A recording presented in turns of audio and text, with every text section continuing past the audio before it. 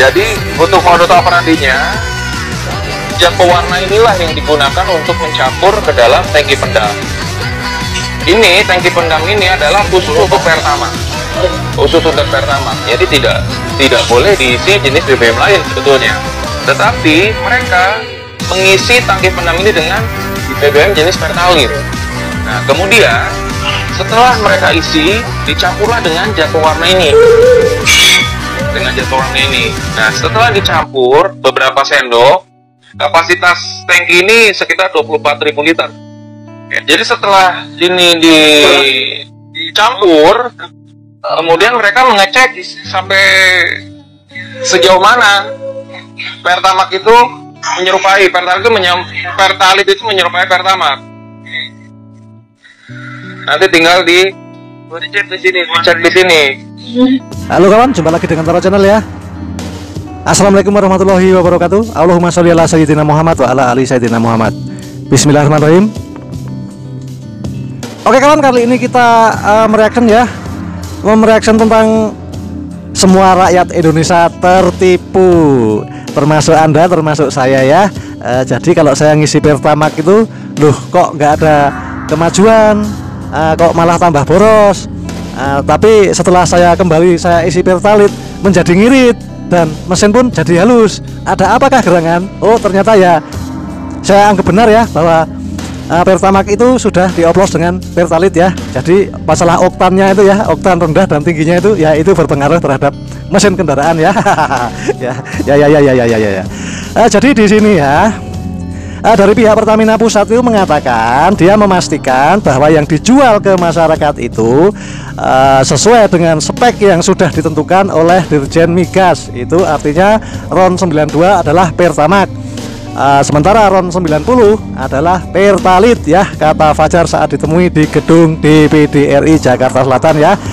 Dan ia juga menilai bahwa kesalahpahaman dalam narasi untuk yang beredar di pabrik. Menurutnya, Kejagung lebih mempersoalkan mekanisme pembelian BBM dengan RON 92 ya, bukan soal pencampuran bahan bakar ya. Jadi Kejaksaan mungkin kalau boleh diulangkan lebih mempermasalahkan tentang pembelian RON 92 ya, bukan adanya oplosan, sehingga mungkin narasi yang keluar ada misinformasi ya. Itu dijelaskan oleh Pertamina yang di sana tuh. ya. Yang penting buktinya ya. Buktinya ya, Kejagung telah menangkap ya. Jadi Kejagung sudah ada dugaan ya korupsi besar dalam tata kelola ruang minyak mentah dan produk kilang di PT Pertamina, dan kontrak kerjasama KKSN periode 2018 sampai 2023 mencuat ke publik ya. Kejaksaan Agung mengungkap bahwa kerugian negara akibat praktik ini mencapai 193, sekian triliun ya. Jadi beberapa perbuatan melawan hukum tersebut ya mengakibatkan adanya kerugian keuangan negara yang besar, triliunan ya. Jadi dalam konferensi pers di Kejagung Jakarta ya sudah disebutkan ya, kerugian tersebut berasal dari berbagai praktik termasuk ekspor minyak mentah domestik, impor minyak mentah melalui perantara atau broker, impor BBM dan skema serupa, serta pemberian kompensasi dan subsidi yang tidak transparan ya. ya. Jadi yang jelas ya, dari pihak Pertamina itu sudah mengelak ya, Pertamina Pusat mengelak. Tapi di Pertamina mana itu, Patra mana ya, mungkin Anda bisa update, itu kok banyak tersangka yang ketangkep pengoplosan minyak. Jadi beli minyak yang murah, katakanlah Pertalite ya jenisnya ya, itu dioplos menjadi Pertamax ya. Itu kan merusak mesin dan rakyat itu sudah ditipu ya, diduga rakyat sudah ditipu oleh oknum-oknum dari Pertamina ya. Selanjutnya mari kita simak ini dulu ini. Jadi untuk modus operandinya, zat pewarna inilah yang digunakan untuk mencampur ke dalam tangki pendam. Ini tangki pendam ini adalah khusus untuk Pertamax, Jadi tidak boleh diisi jenis BBM lain sebetulnya. Tetapi mereka mengisi tangki pendam ini dengan BBM jenis Pertalite. Nah, kemudian setelah mereka isi, dicampurlah dengan zat pewarna ini. Nah, setelah dicampur beberapa sendok, kapasitas tangki ini sekitar 24.000 liter. Ya, jadi setelah ini dicampur, kemudian mereka mengecek sampai sejauh mana Pertamax itu menyerupai Pertalite itu menyerupai Pertamax. Nanti tinggal dicek di sini. Menanggapi isu yang saat ini berkembang di masyarakat, di warganet dan di media, kami tegaskan bahwa tidak ada Pertamax oplosan. Jadi Pertamax yang kami salurkan di SPB ini sudah kami pastikan sesuai dengan spesifikasi yang ditentukan oleh Ditjen Migas. Dan tentunya di terminal BBM semua produk yang masuk ini adalah produk jadi sesuai dengan RON masing-masing. Jadi kalau Pertalite RON 90, Pertamax RON 92 dan Pertamax Turbo RON 98. Dan kalaupun ada treatment yang dilakukan di terminal BBM, ini sebetulnya bukan pengoplosan ya, tapi di sini tentu ada beberapa BBM yang mungkin datang tidak dengan warna, karena basicnya sebetulnya BBM ini tidak berwarna, sehingga diperlukan pewarnaan atau dayes ya, sehingga masyarakat mudah mengenali. Seperti Pertamax ini diberi warna biru, kemudian Pertamax Turbo diberi warna merah. Selain itu juga diberikan zat aditif untuk meningkatkan performance dari dan di sini diterangkan juga ya dampak kerusakan ya, karena saya juga sudah tertipu dan semua rakyat Indonesia sudah tertipu dengan mengisi BBM Pertamax ya. Ternyata mengisi Pertamax sama juga dengan mengisi Pertalite, cuma dosisnya agak tinggi. Begitu semisal obat itu ya dosisnya agak tinggi. Ya.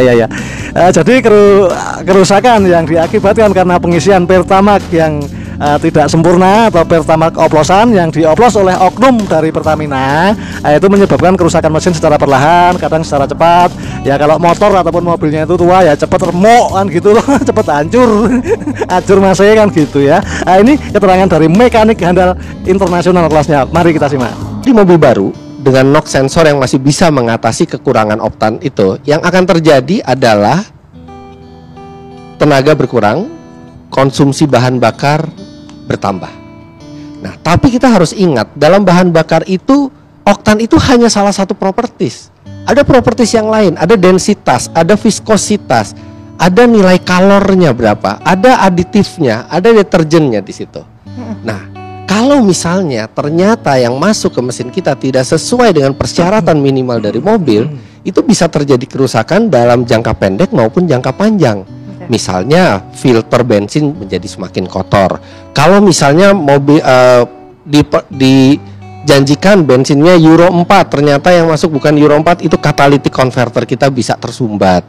Dan yang paling bahaya adalah kalau kita memasukkan bensin yang di bawah standar oktan minimal yang dipersyaratkan oleh mobil itu, dan mobil itu tidak memiliki knocking sensor.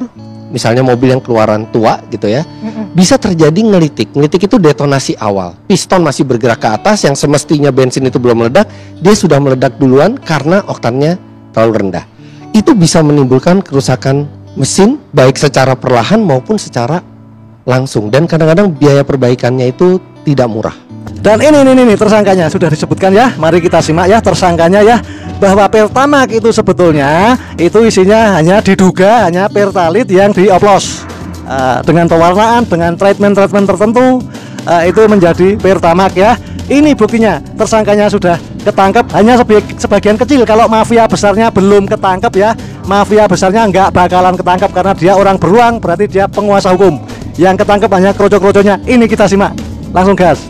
Dan AB memenangkan demut atau broker minyak mentah dan produk kilang secara melawan hukum. Yang kedua, tersangka DM dan GRD melakukan komunikasi dengan tersangka AB untuk dapat memperoleh harga tinggi pada saat syarat belum terpenuhi dan mendapatkan persetujuan dari tersangka SDS untuk impor minyak mentah dan dari tersangka RS untuk produk kilang.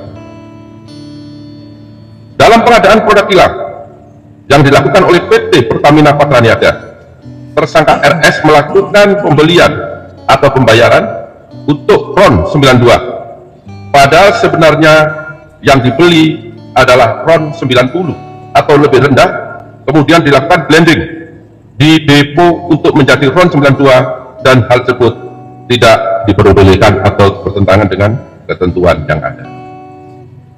Pada saat telah dilakukan pengadaan impor minyak mentah dan impor produk kilang, diperoleh fakta adanya markup kontrak shipping atau pengiriman yang dilakukan oleh tenaga KJF selaku Direktur Utama PT Pertamina International Shipping, sehingga negara mengeluarkan fee sebesar 13 sampai dengan 15% secara melawan hukum, sehingga tersangka MKAR mendapatkan keuntungan dari transaksi tersebut.